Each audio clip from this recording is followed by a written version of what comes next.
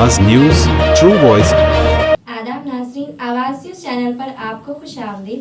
Go back Marwari बंद के मौके पर आर्या वैश्य पोराटा समिति के कौमी सदर गंदे प्रेम कुमार गुप्ता ने शदीद तशवीश का इजहार किया। इन्होंने कहा कि मारवाड़ी अफराद, कारपोरेट कंपनियां और ऑनलाइन बिजनेस के बाइस वैश्य तबके के रोजगार के मौके बुरी तरह मुतासिर हो रहे हैं। कारोबारी नुकसानात की वजह से कई लोग खुदकुशी पर मजबूर हो गए हैं। हुकूमत फौरी इक़दाम करते हुए 80% मौके मुकामी अफराद और 20% गैर मुकामियों को देने का मुतालबा किया। दीगर वैश्याई तबके के हालात मजीद अबतर हो जाएंगे, इन्होंने इंतबाह दिया।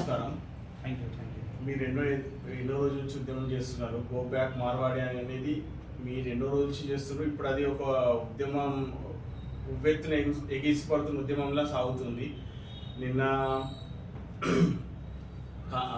కాంచం సత్యనారాయణ అన్న వాళ్ళు కూడా భారీ ఎత్తున ర్యాలీ నిర్వహించారు. అసలు ఉద్యమం చేయాల్సిన పరిస్థితులు ఎట్లా ఏర్పడ్డాయి, ఏంది మాకు ఒకసారి ఆవాజ్ ఛానల్ తరపున మీకు తెలియజేస్తారని చెప్పి మేము రిక్వెస్ట్ చేస్తున్నాం. అందరికీ నమస్కారం. అప్పుడు ఉన్నటువంటి పరిస్థితులు ఇప్పుడు ఉన్నటువంటి పరిస్థితులు పూర్తిగా తారుమారైనవి. జనరల్గా ఉన్నటువంటి ఉద్యమం వేరు, ఇప్పుడు ఉన్నటువంటి వాస్తవ 20% ఉత్తరాది రాష్ట్రాల నుంచి వచ్చిన వ్యక్తులు కోల్పోయారు. ఇక మిగిలింది చివరికి ఆ 10%. ఆ 10% అద్దెలు కట్టలేక, బతకలేక, వ్యాపారం చేయలేక వలస వచ్చి చేస్తున్నారు, ఆత్మహత్యలు చేసుకుంటున్నారు. లాస్ట్కు ఎక్కడ లేనటువంటి పరిస్థితుల్లో హైదరాబాద్ నగరంలో బతకడానికి అసలు ఊహించినటువంటి ఉద్యోగాలు, వాచ్మెన్ డ్యూటీలు చేస్తూ ఉన్నారు, హోటళ్లలో చిప్పలు గడిగేటువంటి పరిస్థితి వచ్చింది. దీని గల కారణాలు ఏంటంటే ఉత్తరాది రాష్ట్రాల నుంచి వచ్చినటువంటి వ్యాపారస్తులు ఆ స్థాయి వరకు వ్యాపారం వెళ్ళిపోయింది. దీనికి కూడా గల కారణాలు చాలా బలంగా మనం ఆలోచిస్తే ఒక్కటి మాత్రం క్లియర్గా అర్థమైంది. దీని మూలాలు ఏంటంటే వాళ్ళు ఆర్థిక వనరులు బలమైనటువంటి వర్గంగా వాళ్ళు ఉన్నారు, ఆర్థిక వనరులు సమకూరుతున్నాయి. ఇక్కడ స్థానికంగా ₹1 ఇయ్యలే, ఏదో కార్పొరేషన్ ఇచ్చింది, ఆ కార్పొరేషన్ ప్రకటించింది తప్ప ₹1 నిధులు ఇయ్యలే. అలాంటప్పుడు ఆర్థికంగా ఎట్లా బలపడతారు? వైశ్యుల వ్యాపారం ధోరణి ఏడికని స్థాయి పెరుగుతుంది. కాబట్టి అవన్నీ అలుసుగా చూసుకొని మెల్లమెల్లగా మన అస్తిత్వాన్ని కోల్పోయే స్థాయికి వచ్చింది. సరే, వ్యాపారం చేసుకున్నారు. ఇప్పుడు చివరికి వాళ్ళు మనమే దాడి చేసేంత స్థాయికి వచ్చేసారు. దీన్ని కూడా మేము తీవ్రంగా ఖండిస్తున్నాం. అది సమంజసమైనటువంటి పని కాదు. ఆర్టికల్ 19 ప్రకారం భారతదేశంలో అందరికీ స్వేచ్ఛ ఉంది. ఎవరు ఎక్కడైనా ఏ వ్యాపారం అనేది చేయొచ్చు, ఎవరు ఎక్కడైనా బతకొచ్చు. కానీ దానికి ఒక పరిధి అనేది ఉంటుంది. మీరు ఎక్కడైతే వ్యాపారం చేస్తున్నారో అక్కడ వ్యక్తుల్ని, ఆ సంస్కృతిని, ఆ పద్ధతుల్ని, ఆ వ్యవహారాలని తిప్పి మళ్ళా విచ్చలవిడి చేసేటువంటి ప్రయత్నం సమంజసమైన పని కాదు. దాన్ని కూడా మేము క్లియర్గా చెప్తా ఉన్నాం. ఒక ఆర్యవైశ్య చైతన్య పోరాట సమితి అధ్యక్షుడిగా చెప్తా ఉన్నా, దయచేసి మీ ప్రాంతాల్లో ఉన్నటువంటి మార్వాడి సోదరులంతా ఇది మీరు గమనించాలి. ఇక్కడ మీరు వ్యాపారం చేసుకుంటున్నారు, ఇక్కడ వ్యక్తుల మీద మీరు దాడులు పూనుకోవడం సమంజసమైన పని కాదు. ముందుగా దాన్ని మేము తీవ్రంగా ఖండిస్తున్నాం. అది మానుకుంటేనే మంచిది. ఇంకోటి ఈరోజు పిలుపుకిచ్చారు కదా ఉద్యమం బంద్కు. అయితే మేము ప్రభుత్వాన్ని ఒకటే అంటా ఉన్నాం, ఏదైనా సమస్య చిన్నగా ఉన్నప్పుడే ప్రభుత్వం ఆలోచించాలి. ఉద్యమ రూపం దాల్చుకున్న తర్వాత ప్రభుత్వం ఆపుదామన్న ఆగే పరిస్థితి ఉండదు. కాబట్టి ప్రభుత్వం అన్ని విషయాల మీద ఆలోచించాల్సిన అవసరం ఉంది. అయితే ఇంకో మార్గం కూడా చెప్తా ఉన్నాం. ఇవాళ అనేక మార్గాల వారు చూసుకుంటా ఉంటే ఎప్పుడో హైదరాబాద్ నడిగొట్టున్నటువంటి మార్కెట్, వెజిటబుల్ మార్కెట్ని తీసుకుపోయి దూర ప్రాంతాలకు షిఫ్ట్ అయింది. పూల మార్కెట్ వేరే ప్రాంతానికి షిఫ్ట్ అయింది.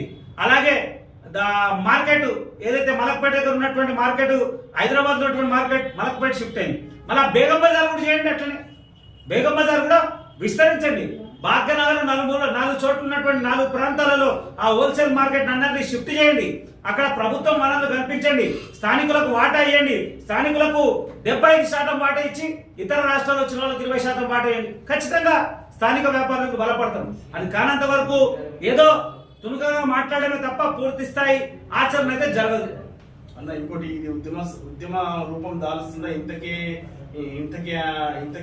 ఇవన్నీ బంద్ చేసి ఈ కామర్స్ లో కొంత తగ్గించి, ఉత్తరాది రాష్ట్రాల నుంచి వాళ్ళ తగ్గించి స్థానికంగా ఉండేటువంటి వ్యాపారాల దగ్గర సరుకు కొంటే కొంత అవకాశం ఉంటుంది. మెల్లమెల్లగా బలపడేటువంటి అవకాశం ఉంది. ఇప్పుడు వ్యాపారాలంటే ఒక వైశ్యులే కాదు, అందరు కూడా చేస్తారు కదా. ఇప్పుడు అందరికీ ఉత్తరాది వాళ్ళ వల్ల ప్రతి ఒక్క వైశ్యులకే కాదు, ఒక ముదిరాజు వ్యాపారం చేస్తున్నాడు, ఒక రెడ్డి వ్యాపారం చేస్తున్నాడు, ఒక పద్మశాలి వ్యాపారం చేస్తున్నాడు, ఒక ఎస్సీ నాయకుడు చేస్తున్నాడు, ఒక ఎస్టీ నాయకుడు చేస్తున్నాడు. ప్రతి ఒక్కరు వ్యాపారం చేస్తున్నాడు. దీనిపైన అందరిపైన ఉత్తరాది వాళ్ళది ప్రభావం ఉంది. వీళ్ళందరూ వీళ్ళందరూ మీ ఉద్యమ స్ఫూర్తికి కలుపుకొని పోతారా? ఇప్పుడు మొన్నటైతే జరిగినటువంటి రౌండ్ టేబుల్లో నన్ను కూడా ఒక వైశ్య ప్రతినిధిగా వెళ్ళినా నాతో పాటు అనేక సామాజిక వర్గాలు, చారీ సామాజిక వర్గాలు వచ్చారు, పద్మశాలీస్ వచ్చారు, ఇంకా అనేక కులాలకు సంబంధించినటువంటి వ్యక్తులందరూ కూడా వచ్చారు. వారందరూ అభిప్రాయం కానీ ఎప్పటి వరకు సంఘటితమవుతారు, ఏడు వరకు సాధ్యమవుతుంది అనేది వేచి చూడాల్సిన అవసరం ఉంది. వీళ్ళంటే ఆల్రెడీ అన్ని రంగాల్లో మార్వాడీలు ఎప్పటి నుంచో బలంగా వ్యాపార రంగంలో దూసుకొని పోయి ఉన్నారు. కాబట్టి ఆ స్థాయి వాళ్ళ వ్యాపారం ఏ స్థాయి వరకు ఉంటుంది, మనం ఎంతవరకు వాళ్ళతో అందిపుచ్చుకోగలుగుతాం అనేది మన వ్యాపార ధోరణిని బట్టి ఉంటుంది. కానీ ఎంతైనా ప్రభుత్వం ఏదైతే రాష్ట్ర ప్రభుత్వం కొంత సహకరిస్తే కలిసి వచ్చేటువంటి అంశం ఉంది.